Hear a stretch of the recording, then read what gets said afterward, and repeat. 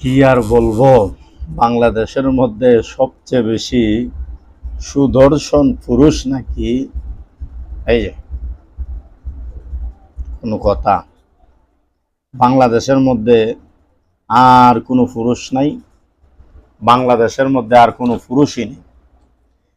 এ যদি হয় বাংলাদেশের মধ্যে সবচেয়ে বেশি সুদর্শন সুদর্শন পুরুষ, তাহলে আমরা কই আছি? হ্যাঁ, আমরা চোখে লাগে না? আমরা কোন জায়গায়?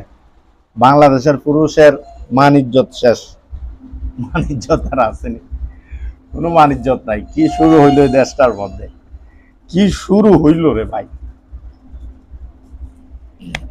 কি যে কইতাম আর কি বলতাম আর কি কইতাম কি দেখতাম, মাথা ধরে না, বুঝছেন? এই জন্য টুপি কুইল্লা ভিডিও করতেছি, মাথাটা নষ্ট।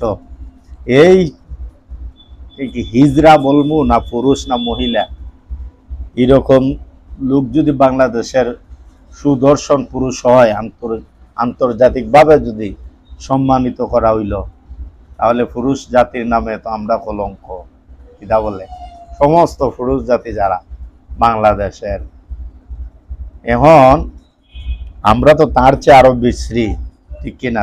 যত পুরুষ আছে সব তার চেয়ে আরো বিশ্রী দেখতে, আরো খারাপ। সে যদি সুদর্শন পুরুষ হয়, তাহলে পুরুষ যারা আছে তারা তো তার চেয়ে ওরা খারাপ। এই জন্য তারে আমরা কোন জায়গার দিয়ে রাখলো আর কোন জায়গার যে আছি আমরা, হ্যাঁ ভালো লাগে না। ফেসবুকটা কইলিয়া পড়ছি মহা বিপদ। আর ফেসবুক দেখিয়া মোবাইল, টাচ মোবাইল লইলে ফেসবুক লং লাগে, ফেসবুক না লইলে তো চলা যায়। আমরা তো ফেসবুকটা ভালো কাজে ব্যবহার করি, কিন্তু এই খারাপ জিনিসগুলা সামনে যখন পড়ে মাথাও তো আওলাই যায়। কিটা আপনারা কি মনে করেন পুরুষের মধ্যে পড়েননি? পড়লে কমেন্টসে কিছু বইলা যান, দিকে যান কোন জাতের পুরুষ হইলাম আমরা। আল্লাহ।